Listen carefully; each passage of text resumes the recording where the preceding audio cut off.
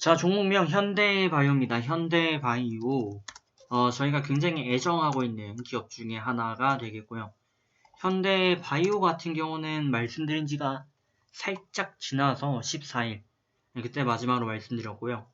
전반적으로 흐름은 좋다라고 말씀드리면서 구강용 코로나 치료제 매수 유지 가능하고 흐름 좋다라는 말씀을 드렸습니다. 자, 저희가 현대바이오를 처음으로 보기 시작한 거는 11월달 정도? 12월달 정도였습니다. 그죠? 급등할 때쯤이었고, 급등을 하면서 추세 라인 대응을 좀 추천드리면서, 이 구간에 한번, 이 구간에 한번, 순차적으로 매도를 드린 바가 있었습니다. 종목의 가치가 굉장히 좀 뛰어남에도 불구하고 매도 포인트를 여러 차례 드리게 됐었는데, 그 이유는 아무리 좋은 기업이어도 결국에 뭐 가는 구간이 있고 쉬어가는 구간이 있을 수밖에 없다 보니, 뭐 리스크적인 차원에서 굳이 뭐 시간적인 리스크, 자금적인 리스크를 부담할 요인이 없던 거죠. 네, 그렇게 이어왔고요. 66,300원 기록했던 이날 6만원 정도에 저희가 매도가 나갔고, 라인 이탈, 매도 대응하시는 방법을 말씀을 좀 드렸습니다. 네, 그렇게 이탈을 했고 22평을 최종적으로 다시 잡으면서 이탈 마감 시 좀 지켜보시다가 돌파 마감 나오면 매수하셔라 해서 이렇게 진행이 되고 있습니다.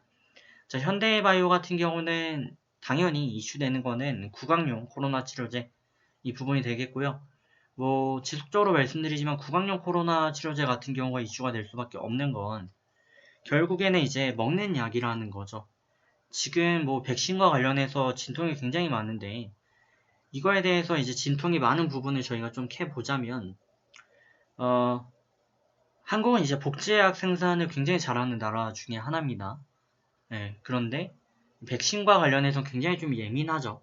복제약과는 좀 다를 수도 있어요. 그러다 보니까 약이 아닌 단순히 약이 아닌 백신 같은 경우는 뭐 기술 이전이나 위탁 생산 이런 부분의 조율이 좀 많이 필요하고 그러다 보니까 약간 지금 뭐 국가적으로 혼선이 있는 부분도 있지만 현대바이오 같은 경우는 먹는 치료제 뭐 이전의 코로나 사태를 좀 생각을 해보면 이전의 팬데믹 사태를 생각해보면 결국에는 신종플루라는 게 있었고 이거를 치료한 건 이제 타미플루였습니다.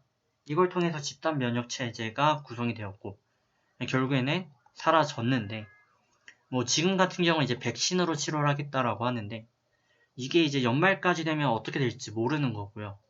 현대바이오는 지금 임상 성공률은 100%막 이렇게 나오고 있죠. 근데 이게 생산을 시작하는 거는 연말 정도.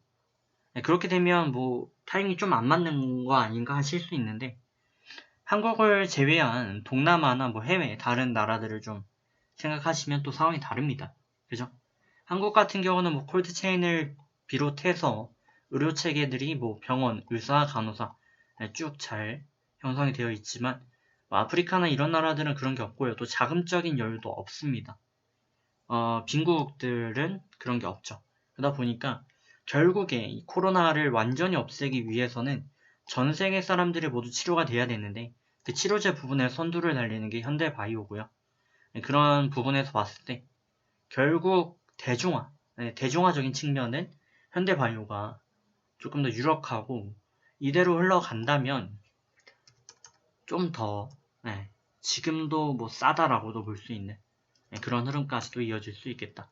만약에 지금의 현대바이오가 화이자와 똑같은 대접을 받게 된다면 뭐 주가는 당연히 좀 더 갈 수 있겠죠. 다만 저희는 뭐 방심해서는 안 되겠고 해서 라인 대응을 추천드리는 게 22평인 겁니다.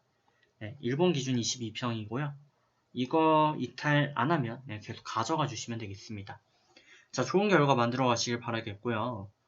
일단은 저희가 뭐 매도 타이밍 나온 이후 매수가 이제 나와서 시간이 조금 걸릴 수 있지만 슬슬 턴어라운드 가능성이 있다. 그렇게 보시고 접근하시면 좋을 것 같습니다. 자, 그럼 좋은 결과 만들어 가시길 바라겠고요. 저는 다음에 또 뵙도록 하겠습니다. 다음에 뵙도록 하겠습니다.